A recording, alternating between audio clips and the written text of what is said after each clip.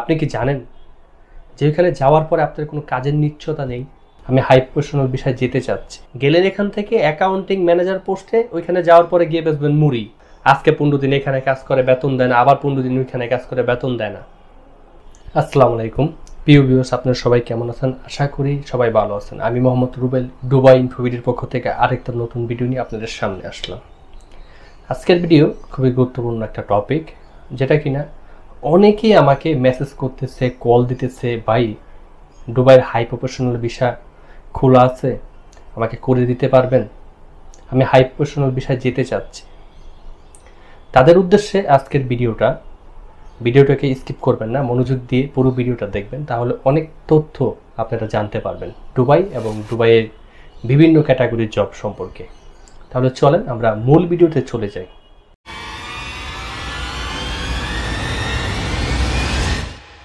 দুবাইয়ের high professional visa meanings, এইটা অনেকে দুই ক্যাটাগরিতে বিভক্ত করে তারা দুইভাবে এই নামটা দেয়। একটা হচ্ছে বলে যে ফ্রি ভিসা, আরেকজন বলে হাই প্রফেশনাল ভিসা। এক্স্যাক্টলি এটা কি ভিসা? এ ভিসা কি এখনো আছে? এটা থেকে যাওয়া সম্ভব? এটাতে গেলে কি কাজ করা যায়? যাওয়ার পরে ওইখানে এটার কি সুবিধা?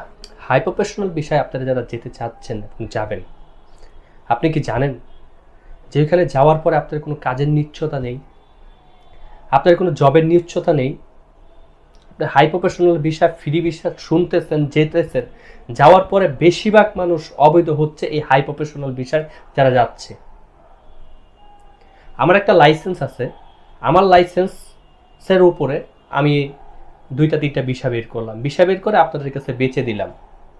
আপনারা ওইখানে গেলেন একজন ম্যানেজার পোস্টে, একজন অ্যাকাউন্টিংয়ের পোস্টে, আর বিভিন্ন ভালো ভালো হাই প্রফেশনাল পোস্টে আপনারা গেলেন। যাওয়ার পর আপনারা কি জানেন, আপনাদের যোগ্যতা কি? গেলেন এখান থেকে অ্যাকাউন্টিং ম্যানেজার পোস্টে, ওইখানে যাওয়ার পরে গিয়ে বেচবেন মুড়ি।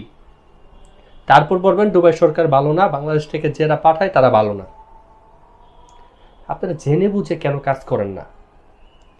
আপনার যদি বিদেশ যেতে হয়, যে কোনো একটা কোম্পানির জবে যাবেন, যেটা স্যালারি কম হোক, মাস শেষে আপনি স্যালারি পাবেন, মাসে স্যালারি পাচ্ছেন, এরকম একটা নিশ্চয়তা নিয়ে তারপর আপনারা যান। বেশিরভাগ লোক দুবাইতে যাওয়ার পরে অবৈধ হয়ে যায়। এখান থেকে হাই প্রফেশনাল ভিসা দিয়ে দুবাইতে নেওয়ার পরে সেখানে যাওয়ার পরে কোনো কাজ দিতে পারে না, তার ভিসা লাগাতে পারে না, তার আইডি কার্ড হয় না, পরবর্তীতে সে অবৈধ হয়ে যায়। তা আপনারা কেন এই হাই প্রফেশনাল ভিসা করে আপনাদের লাইফটাকে নষ্ট করতেছেন? হাই প্রফেশনাল ভিসা আপনি যাবেন, বছর শেষে আপনার ভিসা রিনিউর জন্য এক্সট্রা কস্টিং দিতে হবে। আপনারা কি এই বিষয়গুলো জানেন না? এই কারণে আপনাদের যারা বাংলাদেশ থেকে বিভিন্ন জবের উদ্দেশ্যে বিদেশে যাওয়ার চিন্তা আপনারা করতেছেন, ফ্রি ভিসার চিন্তা ছেড়ে দেন, হাই প্রফেশনাল ভিসার চিন্তা ছেড়ে দেন।